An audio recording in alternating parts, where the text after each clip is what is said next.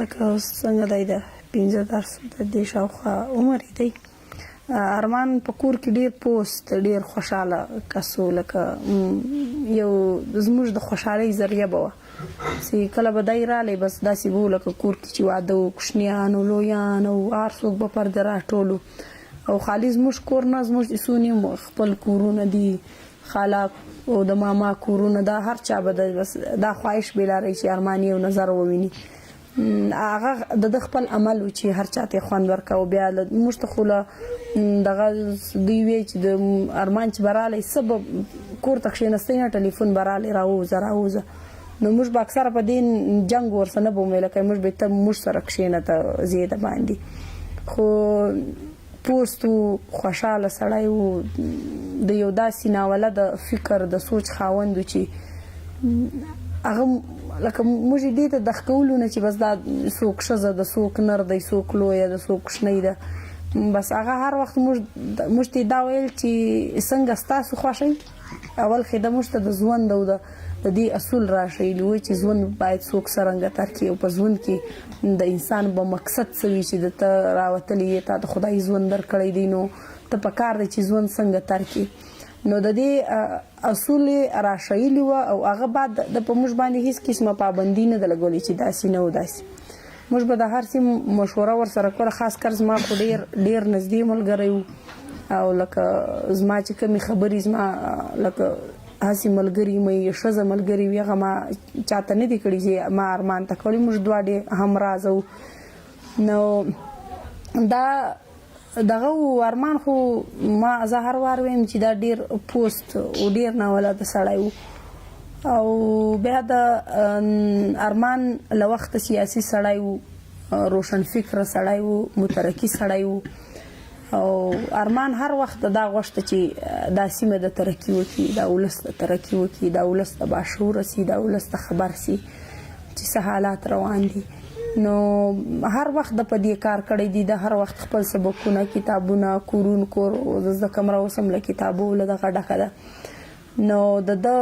چې بهار به هر چیرې به په چکر تللی و لکه کراچۍ، اوس هم کراچۍ څه راله دغه کتابونه موږ له پلاستیک نه دي خلاص کړي، د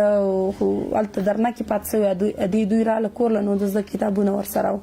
نو دی هر وخت کتابونه به ویل په دې شي کې و، مترقي سړی و، بیا د پښتونخوا ملي عوامي پارټۍ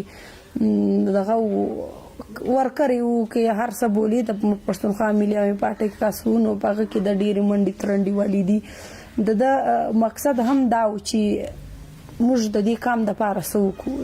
د دې ځپلي ولس دپاره څه وکړو. نو بیا د پښتون ژغورنې غورځنګ خو هم هغه د ولس چې پر دوی چې کوم وخت ظلمونه او قسمونه تیر سوي وه چې یو رجسټر یو سیاسي پارټۍ هغه خامخا څه مجبوریانې لري څه داسې خبرې ښکاره نشي کوی او نو چې ته کله یو تحریک راړې او هغه داسې غیر پارلماني تحریک وي هغه خو نو ته د زړه هر رنګه خبره کولی سي. نو بیا دا خو هغه تحریک دی چې په دې کې هر ځوان ملاتړ وکوي او ارمان هم د هغو ځوانانو څه یو وایي چې د دې تحریک ملاتړ یې وکوي او دې تحریک ملاتړ یوازې ارمان نه بلکې پښتونخوا ملي عوامي پارټۍ وکوي. نو موږ ډېر په ډاګ او له دې سره ولیاړو، ارمان ولیاړو. نو دا هغه پی ټي ایم یو هغه اواز وکم کې چې دا لیدل چې زما چې کومې خبرې وي زما چې کوم خواهشات وه هغه همدا تحریک دی چې موږ به په دې کې خپلې خواهشات او خپل چې کوم موږ د وطن دپاره څه کول غواړو د دې تحریک په ذریعه یې موږ کولی شو.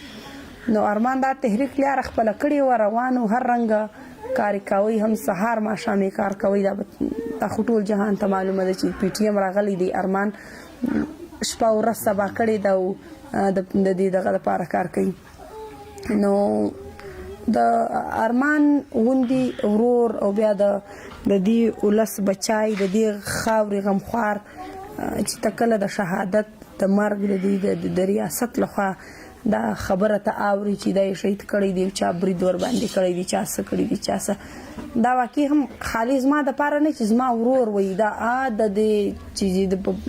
نور خو د دې پښتونخوا خوسیي دي، د برې پښتونخوا خلک یې دونې دردولي دي. نو دا دردونکې خبر وه، د تکلیف خبره ده. د یو له کوره یو وګړی کمیدل بلا دومره تکلیف نه وي چې یو داسې روشن فکر مړ کېدل دا ډېر د غم خبره وي چې ستاله داسې یو تیاره چې په ته کوم په تیارو کې اوسې په هغه تیارو کې د یو رڼا څریکه وي څوک چې هغه تا ته درښیلی شي چې داسې لیاره جوړېدلی شي. موږ د رڼا په خوا تللی سو نو چې کله هغه مخکش او هغه د رڼا څریکه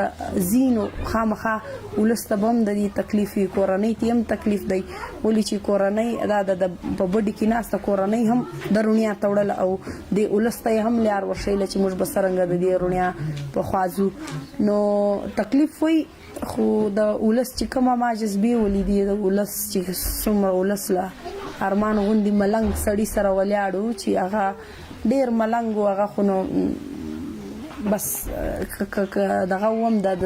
روشن فکري و د خدماتو چې د ولس لیکړی و نو هغه ولس بیا د دغه چې د چې کوم فکر و د داسې کوم ارمان و هغه د غیرتي ولس ورپره کوي له کوټې بیا تر دې ځي پورې چې دوی ودې ته په استقبال کې ولاړ و، ارمان یې په ګلونو کې راړی. نو دا غټ کار و او بس نور خو موږ هم دغه دا دی چې بس نور به له دې وطنه جنګ ختم سي او سوله به راسي، نور به د ارمان غوندې مرګونه نه راسي. ارمان د ریاست چې کوم دی هر وخت زموږ د کار پر سړیو باندې وار کړی دی. د ریاست هر وخت زموږ د کار سړي له مخه باسي. هغه که څه هم موږ ته نه وي معلوم چې څوک د کار دی څوک د نه، خو ریاست د کار سړی ډېر ښه پېژني او هر وخت د کار سړی له مخه باسي. هر وخت دوی دا کوشش وي چې موږ له کار سړي له مخه ځینې وباسو. نو بیا چې دا کوم کسان پاتې دي کوم چې د دې کار د کار کس چې کوم دی په دې پسې چې کوم کسان ځي نو هغه به بیا خپلې لارې بدلې کړي. ولې چې هغه یو